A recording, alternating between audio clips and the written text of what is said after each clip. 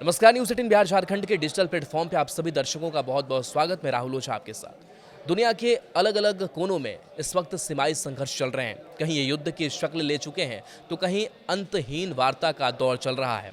इसी बीच दक्षिण एशिया में थाईलैंड और कंबोडिया के बीच भी सीमा संघर्ष शुरू हो गया है। इस तनाव के चौथे दिन तक कम से कम 34 लोगों की मौत हो चुकी है और 2 लाख से ज़्यादा लोगों को विस्थापित करना पड़ा है। हालांकि राहत की खबर ये है कि दोनों देश शांति वार्ता के लिए तैयार हैं। थाईलैंड और कंबोडिया के नेता सोमवार को मलेशिया में एक शांति बैठक के लिए मिलेंगे। यह वार्ता मलेशियाई प्रधानमंत्री अनवर इब्राहिम की मध्यस्थता में कुआलालंपुर में होने वाली है। मलेशिया इस वक्त दक्षिण एशियाई संगठन एसियान का अध्यक्ष है, जिसके दोनों ही देश सदस्य हैं।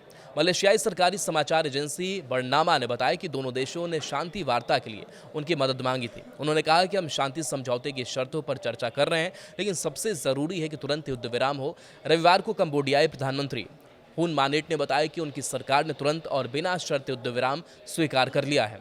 उन्होंने कहा कि अमेरिकी राष्ट्रपति डोनाल्ड ट्रंप ने उन्हें बताया कि थाईलैंड भी संघर्ष विराम के लिए तैयार हो गया है।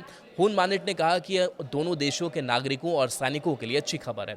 हुन मानेट ने अपने विदेश मंत्री प्राक सुखोन को अमेरिका के विदेश मंत्री मार्को रूबियो के साथ मिलकर आगे की रणनीति तय करने का निर्देश दिया। वहीं थाईलैंड के कार्यवाहक प्रधानमंत्री फुमथम ने भी ट्रंप का आभार जताया और सिद्धांत के रूप में युद्ध विराम को मंजूरी दी, लेकिन उन्होंने यह भी कहा कि कंबोडिया की ओर से सच्ची मंशा जरूरी है। ट्रंप ने सोशल मीडिया पर लिखा कि उन्होंने दोनों नेताओं से बात की है और स्पष्ट कर दिया है कि यदि हिंसा जारी रही तो अमेरिका उनके साथ व्यापार वार्ता नहीं करेगा। ट्रंप के हस्तक्षेप के बाद ही दोनों पक्ष वार्ता के लिए तैयार हुए। संघर्ष की शुरुआत गुरुवार को हुई, जब एक लैंडमाइन धमाके में 5 थाई सैनिक घायल हो गए। उसके बाद दोनों ओर से टैंक, जेट और तोपों से हमला शुरू हो गया। थाईलैंड ने कंबोडिया पर अस्पतालों पर हमला करने का आरोप लगाया है, जबकि कंबोडिया ने थाई सेना पर क्लस्टर बम इस्तेमाल का दावा किया।